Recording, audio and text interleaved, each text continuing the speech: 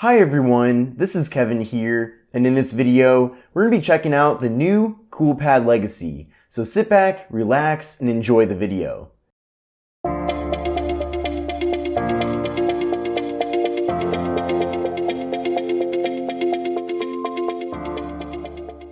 Follow me on Instagram at KevinBreezeTV. Please join the Kevin Breeze Tech community on Facebook to chat about budget smartphones, ask questions, and help others. So I know many of you have been requesting that I cover this device on the channel, and I'm very excited to do that. Now I'd like to thank Stefan over from TechRite for loaning me his Coolpad Legacy so that I can do coverage of it on the channel. If you're not familiar with him, then definitely go over to his channel and subscribe. He makes really awesome content that is relatively similar to what I do, but he gives his own unique perspective and twist on many of your favorite budget smartphones. Now the Coolpad Legacy is currently available on 2 different carriers in the US. You can find this on Metro by T-Mobile and Boost Mobile. Now the device is being offered at different price tags on those 2 carriers, and there are also different promos going on for the 2 carriers as well. So at Metro by T-Mobile, the retail price for this phone is $179.99. However, if you switch in from another carrier, then all you have to do is pay $29.99 and tax and the activation fee, and you can get this phone. So that's a really great deal if you're switching into Metro from a different carrier. Now over at Boost Mobile, the retail price of this phone is $149.99. However, with the current promotion going on, you can get this for $99.99. Now you'll have to decide which of those carriers is best for you. Now I'm really hoping that in the future we'll see a factory unlocked version of the Coolpad Legacy, because overall it's a really awesome device and I'm a big fan of factory unlocked phones, because you can easily switch carriers at your convenience.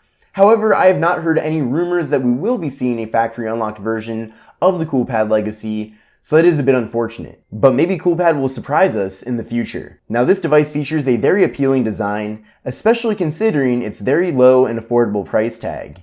Now the phone features a 1080p display coming in at 6.36 inches. It has an 18:9 aspect ratio, and as you can see, it does not feature a notch. Now I know that notches are a bit controversial, especially with those who watch my videos, so if you like notches, then you might want to look elsewhere, but if you're not a big fan of notches, then you're really going to like the Coolpad Legacy.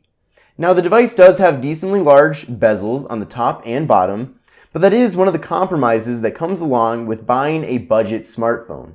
Now the good thing though is that despite having these bezels on the top and bottom, the phone looks really good overall, and Coolpad packs in a very large and good looking display into this device. Now if you're not familiar with Coolpad, they've actually been in the US market for quite a bit now, but in the past they've focused on really low-end devices. So to my understanding, the Coolpad Legacy is one of the better devices that they've offered in the past few years, and I hope that trend continues because they really nailed it with this phone. You're really getting a lot of value here for the money, whether you go with Metro or Boost. Now up top here we have a 13 megapixel camera, and on the back we have a dual camera setup with 16 and 5 megapixel cameras. Internally we have 32 gigabytes of storage with the ability to expand that with a micro SD card.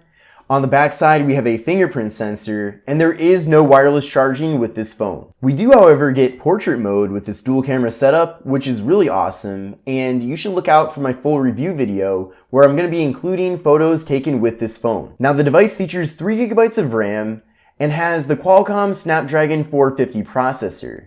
Now, if you've been watching my videos recently, then you've probably noticed that the Qualcomm Snapdragon 450 is the same processor that's offered with the LG Stylo 5. In addition to that, the LG Stylo 5 also has 3 gigabytes of RAM, but it seems like performance with the Coolpad Legacy is a lot better. So I don't know what Coolpad is doing to optimize the performance of their device here, but they're doing a very good job because overall I've noticed very good performance with this phone. Video recording with the Coolpad Legacy maxes out at 1080p at 30 frames per second, and it does take decent videos.